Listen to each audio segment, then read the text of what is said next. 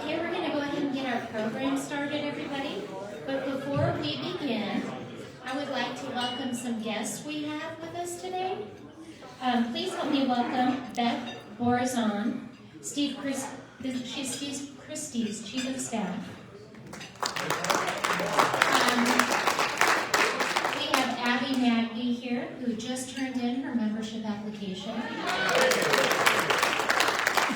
We have Tamara Wilson. And Sandra, Sandra didn't make it today. But we welcome you, and I'd like to welcome all of those who are tuning in to the meeting virtually. Thank you for joining us. And now, for our program, to introduce our speaker, Steve Christy, is Bob Schaff, owner of Customers for Life Consulting, but he may be better known as the past president of our club in 2003-2004, when he had the nickname of PowerPoint Bob. He continuously used PowerPoint slides during the meetings. We'll have to see how he does today, considering he doesn't have one.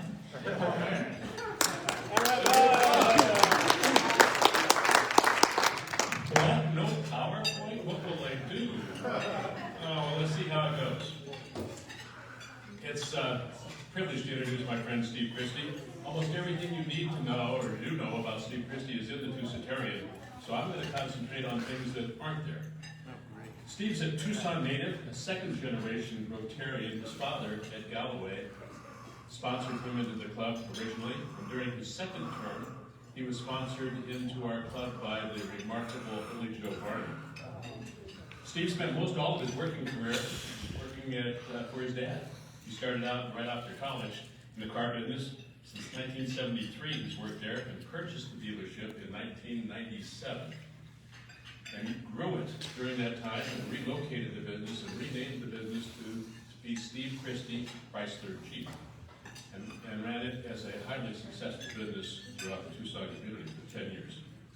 One of my best memories was, and when I got to know Steve the best, was when he hired me as a consultant with his dealership sales team. I spent a lot of time at the dealership, and whenever Steve saw me, he said, "What am I, chopped liver?" And so that nickname kind of stuck, and ever since those days, Steve has called me Liver. Hi, Liver, how you doing? Some more things I think you might not know about Steve that he shares in his Rotary high profiles. Steve's a self-proclaimed neat freak. He likes everything in its place, everything well organized. And he's a real homebody, who likes to stay at home and go to bed early. So those are two things you never expect from Steve Christy. Steve's favorite Rotary moment is when he helped Mike Anderson run his 10 Bucks Wins a Dream Home. And it was a terrific success, raising almost $250,000 over a couple-year period. And Steve participated by donating a Jeep as the major prize in that raffle.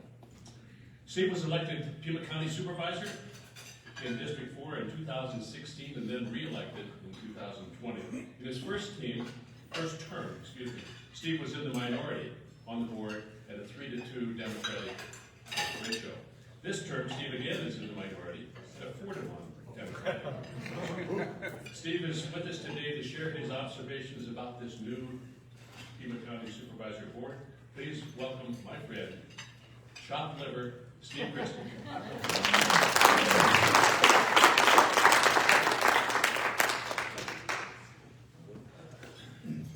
Well, it's great to be here, back in Rotary. My attendance the last year has been atrocious. And we noticed. You just you get out of sync. It comes as a routine every Wednesday, and then it's canceled or moved, and then things get in the way, and before you know it, you look back and you've missed half a year, and it's terrific to be here, and I'm very honored and pleased to be able to talk to all of you today. Also, I want to share with you that in my district, which Mount Lemon is in, they had 3 feet of snow yesterday. All right. You're taking credit. That was the best of my work with the Almighty that we were able to get that. Good job. It's well needed, and we're very grateful, excuse me, for the snow. I also want to just give a special shout out and thanks to my Chief of Staff, Beth Borazan. Many of you may know her family, the Borazan family. George Borazan was a news anchor here for years and journalist, as well as a mayor candidate over the years, and I'm very lucky, blessed, and fortunate to have such a highly talented individual who I call her the lioness at the gate, as well as the chief of stuff. She does it all. She comes before, she stays during, and stays after, and I couldn't do anything for our constituents or in my office if it weren't for Beth. So Beth, thank you very, very much. Appreciate all you do.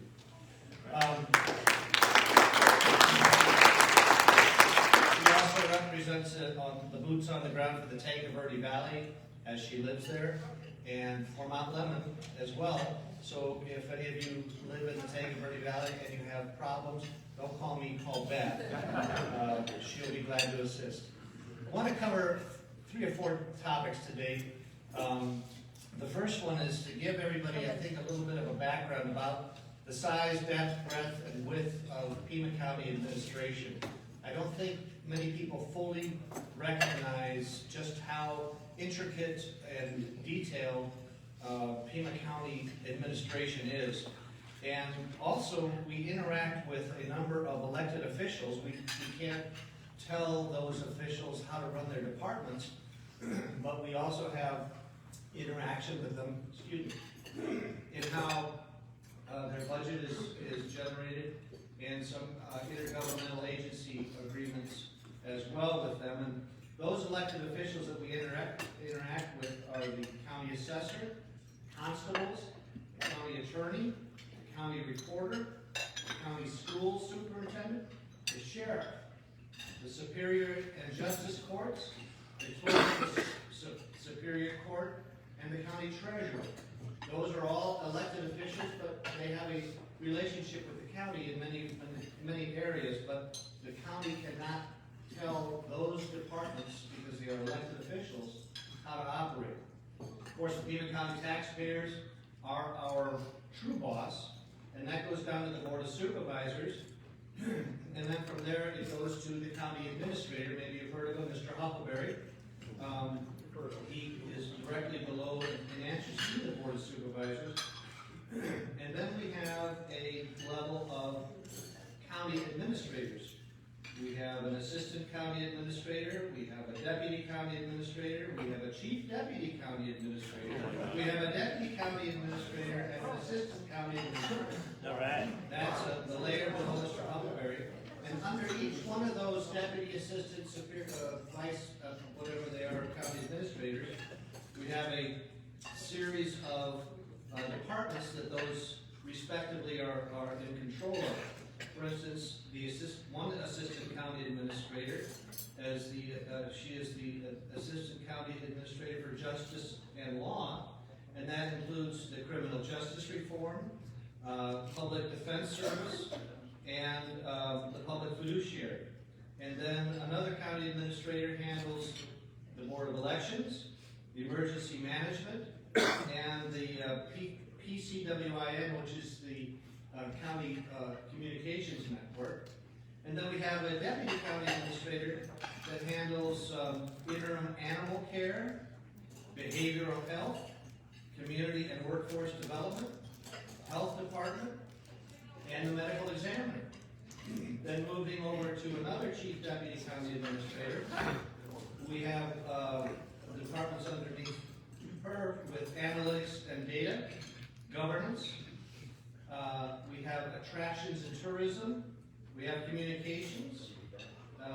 We have finance and risk management. We have fleet services, grants management and innovation, human resources, information technology, library district, all the libraries, and then procurement. And moving over to a deputy county administrator. That individual works for environmental quality, or is responsible for the departments of environmental quality, natural resources, parks and recreation, project management, real property, regional flood control, state and stadium district, and sustainability and conservation. And then finally, at the far end, assistant county administrator, this individual covers developmental services, which used to be called planning and zoning, wastewater reclamation, and then finally transportation. When I had my business, my flow truck didn't look anything like this. It's because maybe it was on this size of the same paper, but it had one block in the middle of it with one name, and it was mine. So it's a little bit different moving from that realm into this, but it just shows you how deep and ingrained the complex nature of Pima County administration is. There are roughly 7,300 county employees. Bear in mind that the county of Pima covers 9,200 to 9,300 square miles. So it's a lot of area, it's a lot of square mileage, it's a lot of departments, and a lot of employees. Just as an observation, what I gleaned from this and what I have been trying to do for the last 4 to 5 years is what in my own business, after the end of each month, I get my financial statement, and the first page I turn to was the expense page. And I would pour over that to look to see where can we make expenses, what cuts can we make, what streamlining effects can we do, and I have to say, I don't think they do it the same way in Pima County. And it's very difficult with these many layers of departments to try to analyze the expenses that go through there, but we do have a $1.4 billion budget. Wow. The majority of which is derived from your property taxes. There's no county sales tax. There are other streams of revenue to the county, but primarily we are supported by property tax. So I always like to look at people after I explain all this, their eyes widen and they go, I have no idea. Well, I didn't either until I got elected, and it's been a challenge trying to work through all these layers ever since. But I wanted to share that with you. The second area I wanted to touch on was the makeup of the new Board of Supervisors. 60% of the new board, or the current board, has been replaced from a year ago, or from even last December. We have 3 new members. It's a 5-member board. There are 5 supervisoral districts in Pima County. They are based basically on population, roughly 200,000 constituents in each district. My district, District 4, which is by far the best and the prettiest in the entire county, stretches from Mount Lemon down this side of the Catalina through the Tanque Verde Valley, takes a big chunk out of east side Metro Tucson, works east into Vail and south into Vail, all the way east to the Cochise County border, continues on south along I-19, takes a little chunk out of Salita, which, by the way, is divided into 3 supervisoral districts. I don't know how that ever happened. Wow. And then it continues south to all of Green Valley and ends up to the Santa Cruz County line. It's a daunting area, but it is the fastest growing, and with good reason. It has the best, I think, environmental lifestyle qualities and opportunities for growth in families and recreation. And much of it is the playground of Pima County, if not the state of Arizona.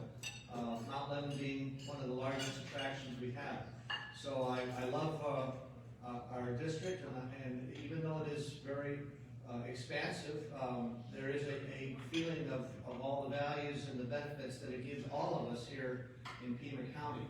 So the new board, we have 3 new members, and just to go around the county, my observations of the new board members, we have in District 1 a gentleman by the name of Rex Scott, who won a very heated primary, as well as a general, and he didn't win by much. He had, I think, a 740 vote margin, and he's been very gracious to me. He's reached out. We've had several long discussions.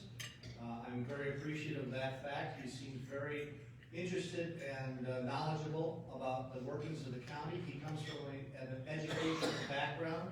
He was a middle school and school district administrator prior to becoming supervisor. Highly intelligent, highly knowledgeable, very reasoned and seasoned in his outlook. And I'm very much looking forward to working with Rex because he seems so willing to A, learn, but B, to try to find some sort of common ground, which quite frankly, in my first term, it was something of a lacking, shall we say, in that first term. Moving on to the next supervisor of the district, we have Matt Hines, Dr. Matt Hines, familiar name in Pima County, is an emergency room physician and also served in the state legislature for a number of years and ran for Congress at one time, had very high name recognition, so much so that he unseated the chairman of the Board of Supervisors, Ramon Valadez, who'd been there for roughly 17 years, and that was no easy feat to do, and he did it. And obviously his focus and thrust is going to be public health. And I've had very good conversations with him as well. He's been very gracious and generous in reaching out to me, picking my brain, asking for some direction, and I'm very appreciative of that.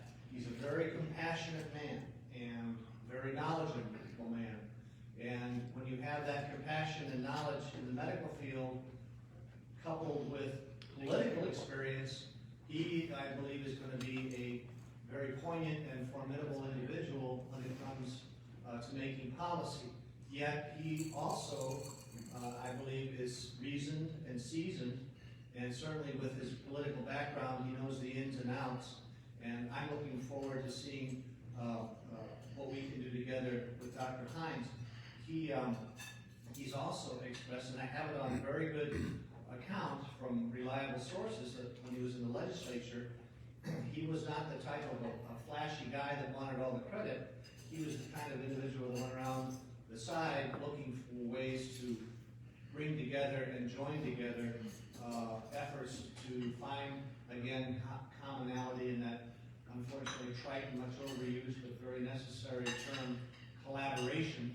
And I'm very positive about Dr. Hines and working with him in his office. The third and final new supervisor is one that comes with a very high profile name and background in public service, Adelita Grijalva.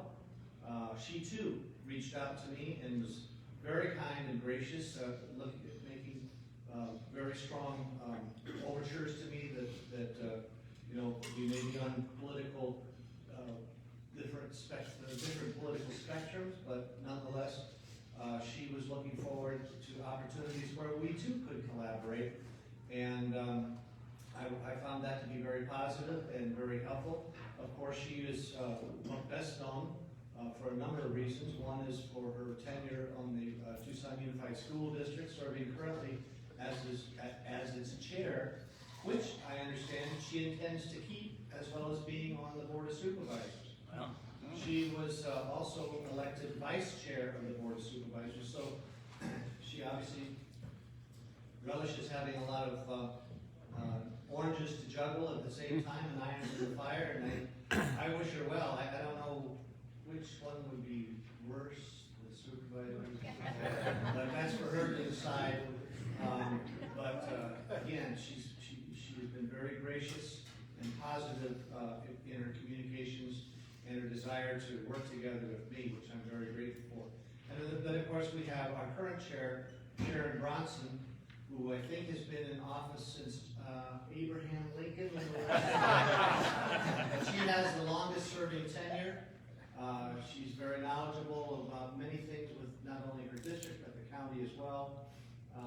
She's someone who I learned over the last 4 or 5 years that you don't take her position lightly, and that she may not be flashy or exuberant about things, but don't let that put you to sleep, because she's very knowledgeable, as I say, and very experienced, and knows not only where all the bodies are buried, but how they got dug.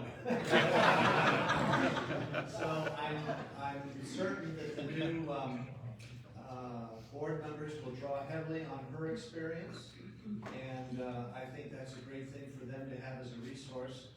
And of course, last year, or excuse me, the last term, the board makeup was 3 Democrats to 2 Republicans, and now nothing's really changed except there's 4 Democrats and 1 Republican. My goal, my interest, my focus is going to remain the same as it was the first 4 years. I plan on being an advocate and a tireless champion for the business community. That's all I know. I wasn't brought up in the political realm or the precincts or the precinct committee people or the party politics. I was, as Bob pointed out, I was in the Tucson. I was always in the business world, and that's where I come from. That's my passion. That's what I love. That's what I know, and that's what I want to continue to advocate for. I also want to be a strong supporter for our law enforcement community. We have many challenges in that area. We had many challenges during my first term. And I think now that there's been a change in the sheriff, we're going to have a new dynamic there that I'm looking forward to, trying to work with this new administration to try to filter out exactly where the direction of Sheriff Nanos wants to take us. Finally, I want to try to, let's see, what were they, Beth? The business and law enforcement. Roads. And roads. Good job, Bob. Remember the signs? Remember the signs? How could you forget? Roads are my passion as well, and I want to keep roads on the forefront. We've made some good progress in that area. We have a very good plan to develop a 10-year plan to repave and rehabilitate all of the roads in unincorporated Pima County over the next 10 years. I don't want anything to get in that way, and I don't want that ball removed from the front court. We need to keep our roads in the forefront. That's been my goal, that's been my political background, and that's going to be my continued effort, as well as the other 2 I mentioned. Finally, I think, well, I've got two quick more comments. One, of course, is Mr. Huckleberry's new contract. I don't know if everybody is aware of that. He just received an extension for another 4 years.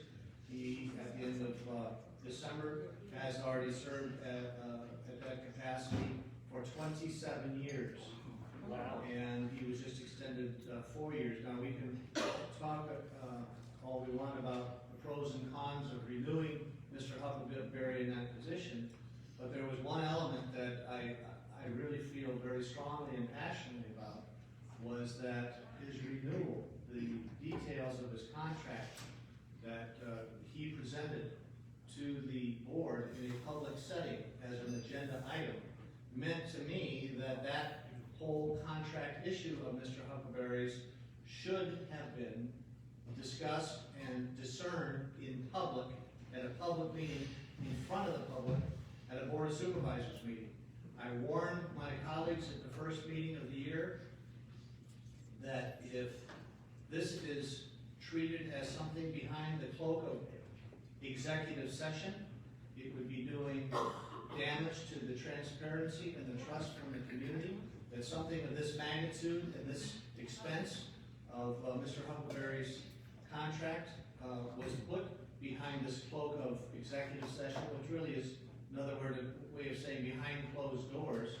I think would bring damage not only to the county's integrity, but it would leave questions unanswered that needed to be answered and needed to be discussed in front of the public. Unfortunately, and I let them know that if Mr. Huckleberry's contract was going to be removed to executive session, I would not be present. I would not involve myself. I would not participate. I would not contribute to anything to do with that contract that Mr. Huckberry's if it was behind closed doors. Unfortunately, they did go to executive session, and I was forced to keep my promise, and I did not attend, nor was I present. What came out of that was a new contract for Mr. Huckleberry, a somewhat reduced in salary. If you put the figures to it, and you take his automatic pay raise that goes into all county employees over every year of 2% versus what he was asking for versus what he ended up getting after the closed door session, he really did not get that much of a pay decrease.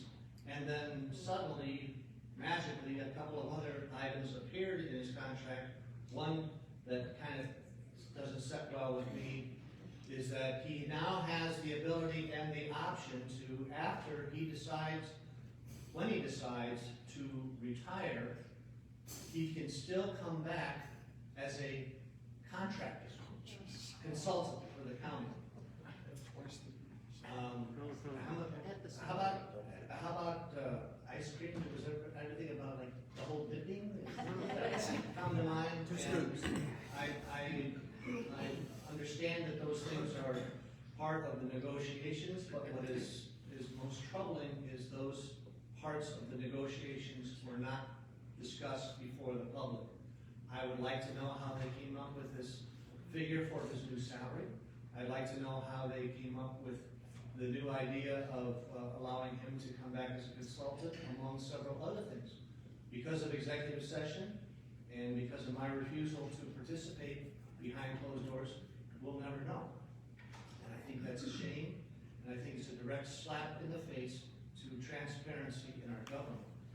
And as the lone single member of the minority party, it's very difficult to try to instill some sort of direction to when it's 4-1, but nonetheless, that I felt was something that was a grave injustice to the transparency and efficacy of our county, and needed to be discussed in public, and unfortunately, it was not.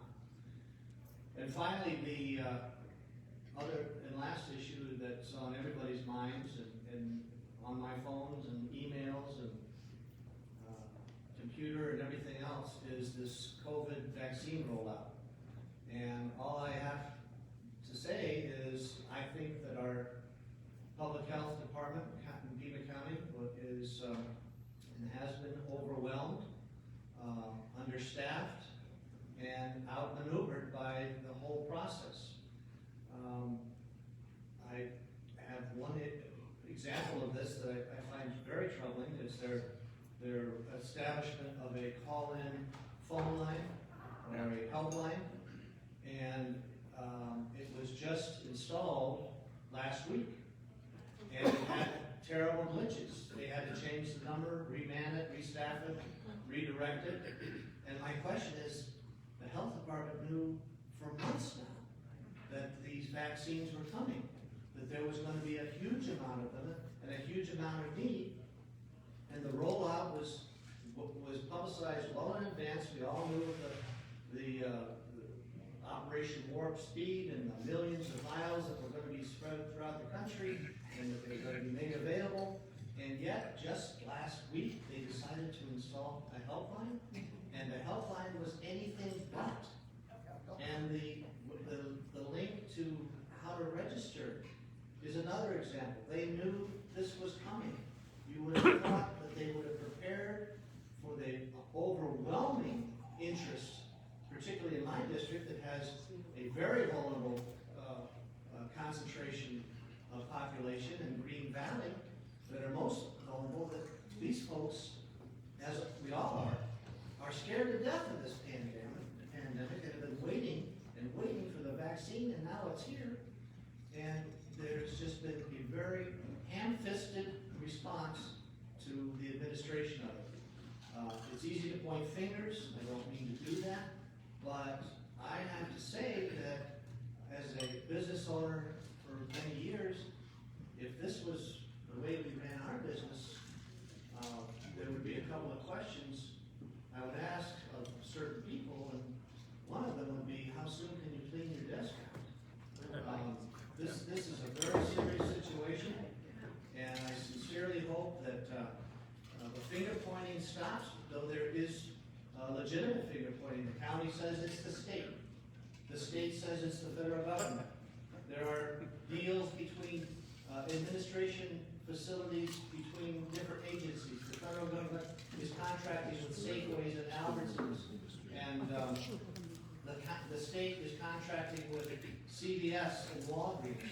And the county has no idea what the state or the federal contracts are dealing with, or who their recipients are, or how many inoculations are going to be made available, and what is their process to make them available. And people are absolutely frantic, and rightly so. And it's one of those issues that keeps you up at night and has a knot in my stomach, along the same lines as what a lot of the COVID mandates have done to our businesses. As a businessman, I know what it's like to have to face laying off people. Or when it's Thursday night, you go to bed knowing that Friday morning is payroll and you don't have any money in the bank. These are scary, awful times that have been frustrating for me to try to convey that to members of the Board of Supervisors and many members of the county administration, because not one of them has ever owned a business. Not one of them has ever hired anybody, or fired anybody, or signed the front of a paycheck. They don't know what it's like to tell your staff of maybe 10, 20, 100 employees, you're fired.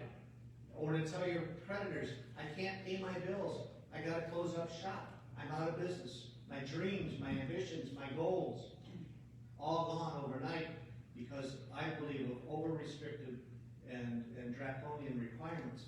Now we've got the COVID issue on top of that as far as the rollout, and it is very distressing and very troubling.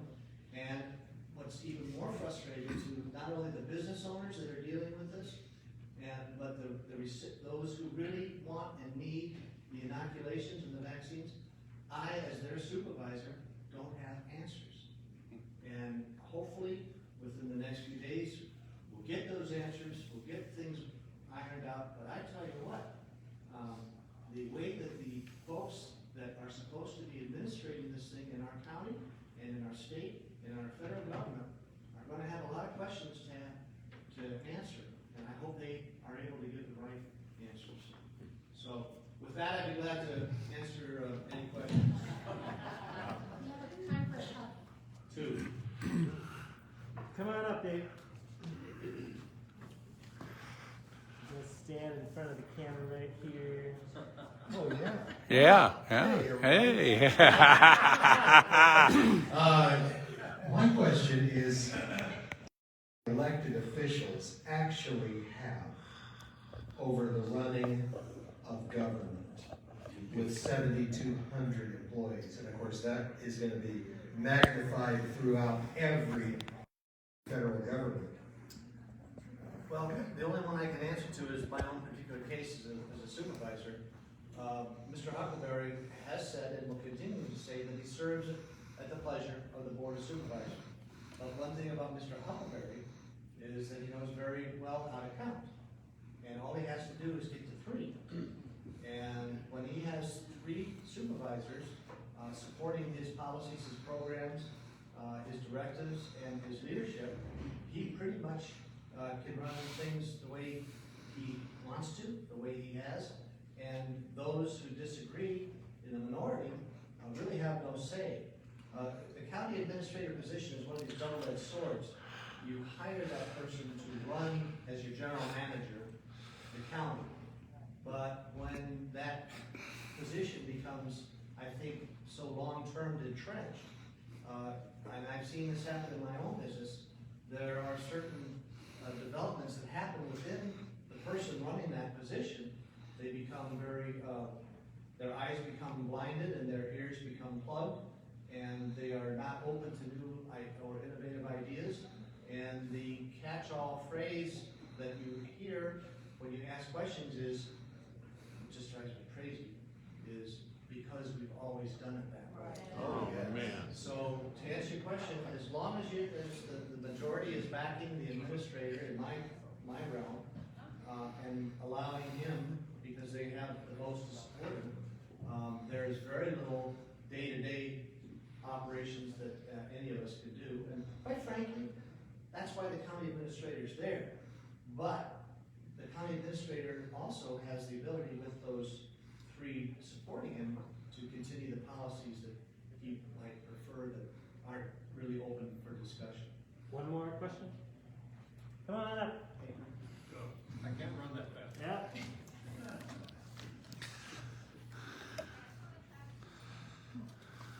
Are you optimistic you can break that gridlock with the new people coming on board? No.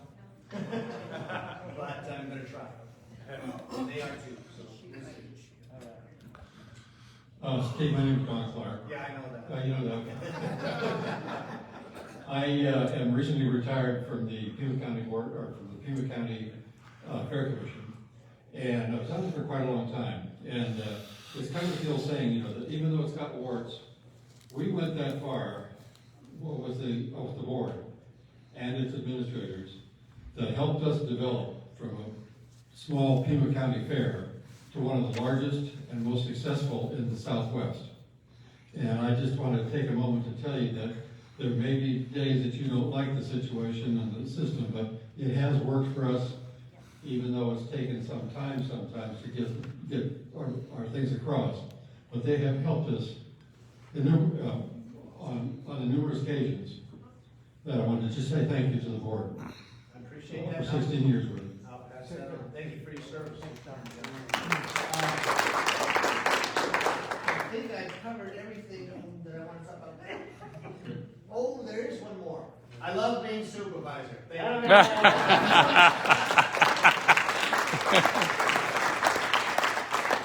Thank you so much, Steve. That was great information. Do you mind staying after a few minutes if people have additional questions? Thank you. We have a tradition, as you know, that we like to have our keynote speaker sign a book that we donate to our Make Way for Books library, and today's book is very appropriate, Walking in a Winter Wonderland. Since you arranged that snow and all. Yeah, there's Ski Valley right there on the I'll have Miss Tina sign. And now on to some birthday celebration, a birthday celebration. The Rotarian we are celebrating today. Their actual birthday is the January 28th, so tomorrow. They've been a member of this club since September of 1977. What? Originally from Phoenix, he chose to bear down and attended the U of A on a music scholarship, graduating with a law degree. He's been practicing law for over 60 years in Tucson, is currently with this is like a tongue twister for me, I can't say it. Mesh, Clark, and Rothschild. Emery Barker served as president to our club during its 75th year and helped to coordinate the funding of Proyecto Amanecer. This was a project that helped fund heart surgeries for children in Mexico. And it was a huge success. That's something that we should all be very proud of. And when he has a few spare moments, you might catch him reading a good mystery. Come on up. All right.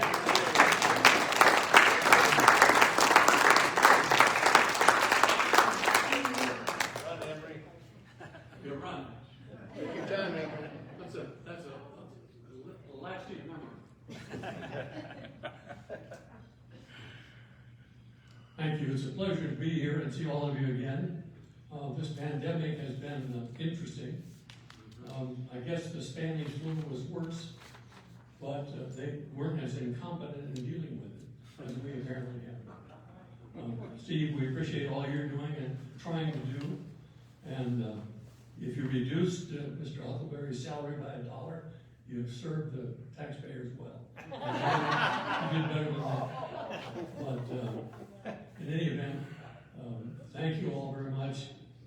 It's a pleasure to be in this club. It's a great club. And Hugh Thompson was the brains behind Proyecto Amanecer and got Mexican doctors into the U.S. to the University of Arizona Medical School and trained them there with their nurses, unbeknownst to anybody in the State Department, the governor's office, Pima County, or the city of Tucson. So, but he pulled it off, and it was extremely successful for the people of Mexico. So, thank you.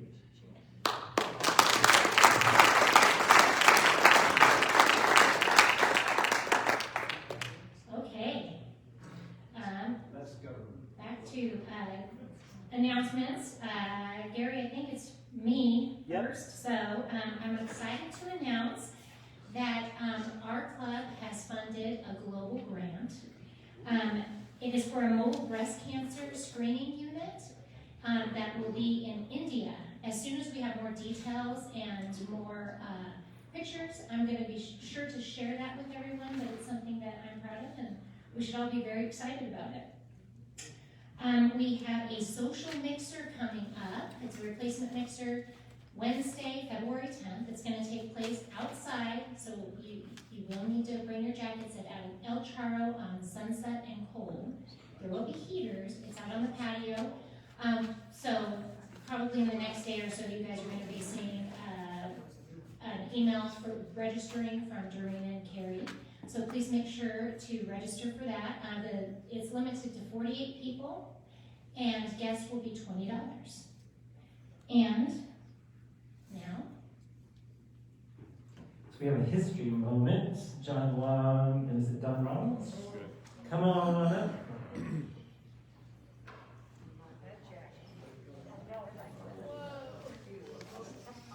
That's from Ronnie's Chrysler Plymouth days. First of all, we're going to have a little review. Who was the individual who started Rotary? A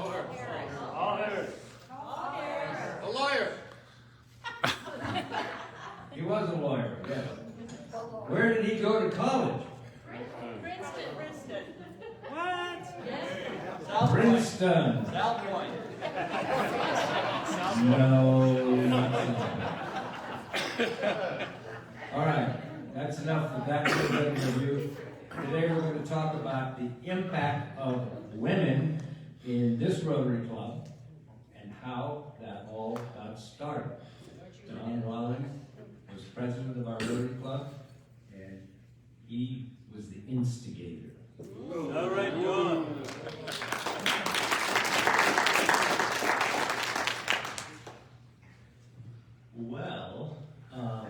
Well, first of all, where did you go to high school? Well, let's see, I went to a school, after Mansfield Junior High School, I went to a school called Andover. Okay, that's back east somewhere. Yes, sir. Okay. And then where did you go to college? Well, I followed you. Ahead of you. No, he followed Paul Harris. Paul Harris. Now, let me add something about Paul Harris, if I may. Because you asked me where he'd gone to school. He started at the University. That's enough, you can stop. That's enough. What's important here is that in 1885, he started at the University of Vermont, and a year later, as a member of the football team, he was expelled for his conduct with others as a member of an underground society. Oh. That's before he went to Princeton. Then things changed. What? Okay, Don Rollins. Then he started the underground society called Rotary. Don Rollins, what year were you a freshman at Princeton University? That would have been yesterday.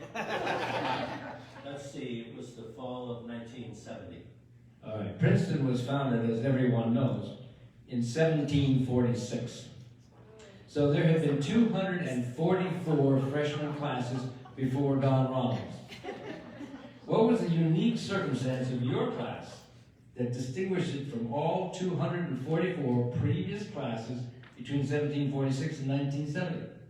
Well, because of the addition of ladies at Princeton at that time, I met my future wife. Is that what you're talking about? Well, women's first things first. First they had to admit women. Yes, they did.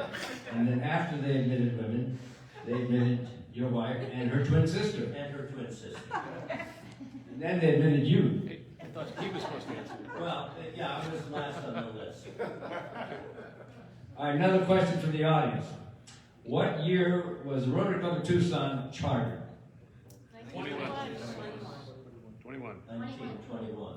1921. So why is 2021 so special? 100 years. Everybody can count. And that's why we're doing this history. These history moments to bring everybody up to speed on the accomplishments of this club over the last 100 years. All right, back to Don Rollins. You were the president of the Rotary Club of Tucson in the year 1987-1988. What did you and your board of directors do that distinguished yourselves from 66 years of prior history? Well, let's see. I had the good fortune of serving on a board with a group of gentlemen. Ace Bushnell had been the immediate past president. People like Joe Nevin, Ed Parker, Ed Butterbaugh, who followed me as president. Will Lewis was the head of the School for the Deaf and Blind. A fellow named Jose Estrella, and Peter Ronstadt came into office beginning of July in '87. I have been, thanks to you all, to Rotary Convention in Munich. The subject of conversation there internationally was women joining Rotary. Of course, there you have people from all over the world. I came back on the plane, and at our first meeting I said, what are we going to do, guys? And thanks to them and a meeting place that we had at the lodge in the desert, we often went there for breakfast that summer, we started talking about it.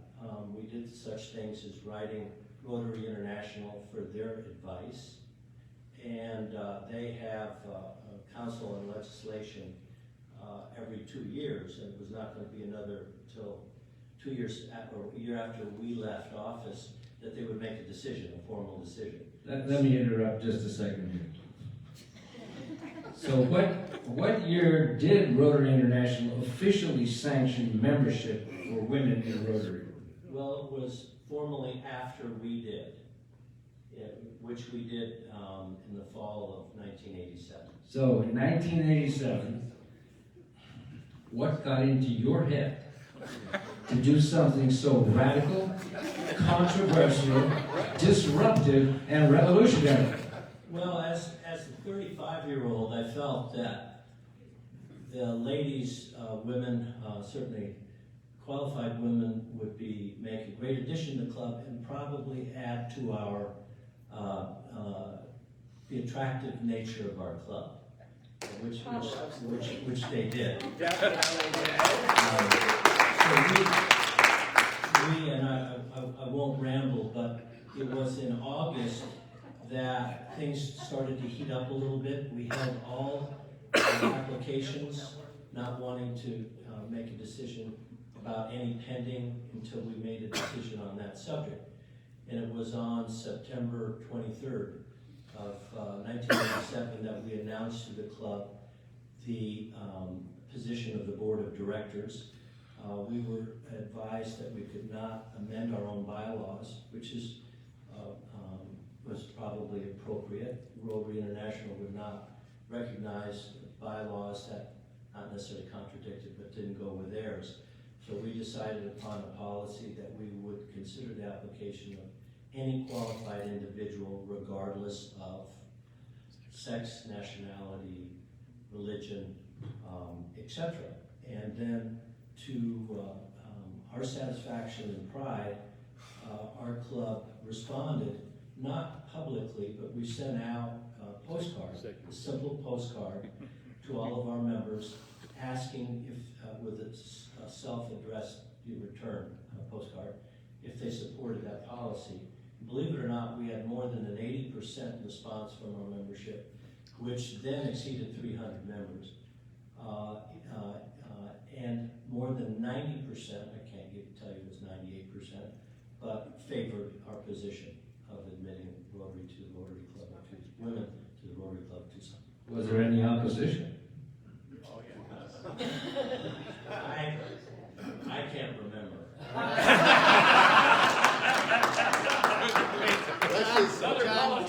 John, Question from the there's audience. just one thing. I was a member when this all happened, and I absolutely had no problem with allowing women to become members of Rotary. but I did have a problem because we allowed so many Democrats.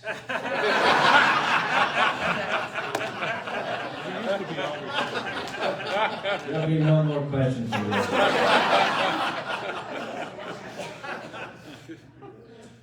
So the year went on, we started taking applications from fellow members. And the board decided, gee, sometime we will be introducing the first woman.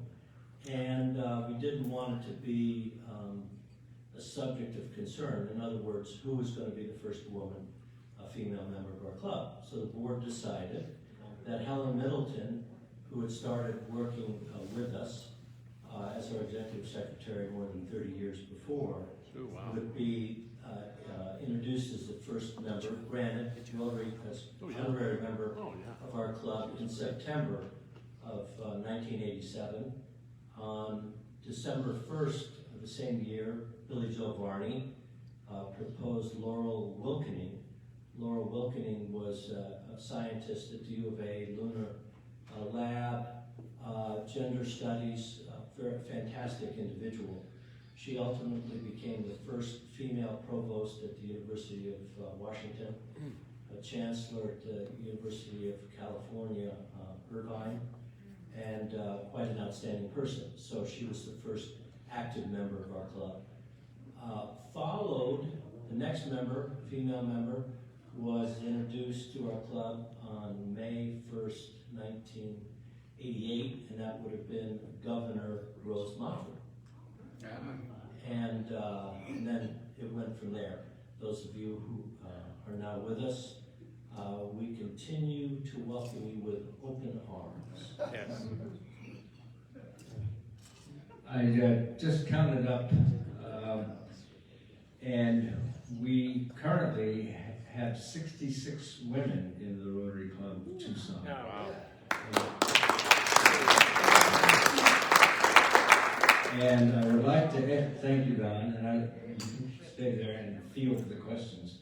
I'd like to add that having been a member since before this radical move, I was there for it and survived it, and would like to say that the inclusion of women in the Rotary Club of Tucson has made significant positive contributions for our club in terms of energy and creativity and leadership. And in the line of leadership, we've had 7 presidents of this club who were women. And the car show, our major fundraiser, Mary Ann Freitas was chairman, along with Tom Strasberg, in 2012. And in fact, she has stayed on the board, and I would say she's the mother superintendent of all of them who have followed. And this year, the chairperson for our car show is going to be Joni Condit. So we've had excellent leadership and much energy and creativity from all the women. Any questions? Who was the first woman president of the club? The first woman president of the club, somebody can answer that? Katie Duesenberry. And where did she serve publicly? She served on the board of supervisors. Yeah. And that was only one of about 100 places where she served publicly. And we had a whole program here regarding Katie Duesenberry and her contributions, not only to this club, but to the whole community of Tucson. And what party affiliation was? Any other questions? And Steve, we hope that you have a library named after you as well. All I gotta do is learn to read. Steve Christy, Chrysler, Chief Any Library. more questions? All right, remember all of this because there will be examinations later on.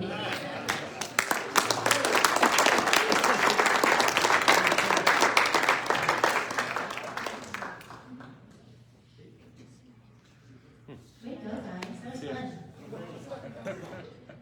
All right. I'm gonna wrap things up here. Thank you guys for coming today. Thank you, guests. We appreciate you joining us, virtual people. Howdy. come again next week. If you'd like to donate to our scholarship cups, there is a cup at the registration table in the entryway there. And when you're walking by, please make sure to drop off your name tag. Happy birthday, Emery. Thank you, Steve. Thank you, Don and John, for the fantastic history moment about bringing women into the Rotary Club of Tucson. That was a good thing. All right, next week we have Chuck Bassett. He's a public policy vice, okay, this is one of those big titles we're talking about. Public policy VP of Government Relations for Blue Cross Blue Shield. So that will be interesting. And now, if you all would join me for the toast. I don't know if you all know this, but today is Holocaust Remembrance Day. On January 27th of 1945, they liberated the Auschwitz. And so, in honor of that, I would like to quote Anne Frank. How wonderful it is that nobody need wait a single moment before starting to improve the world. So here's to not waiting another moment and doing what we can to improve our world.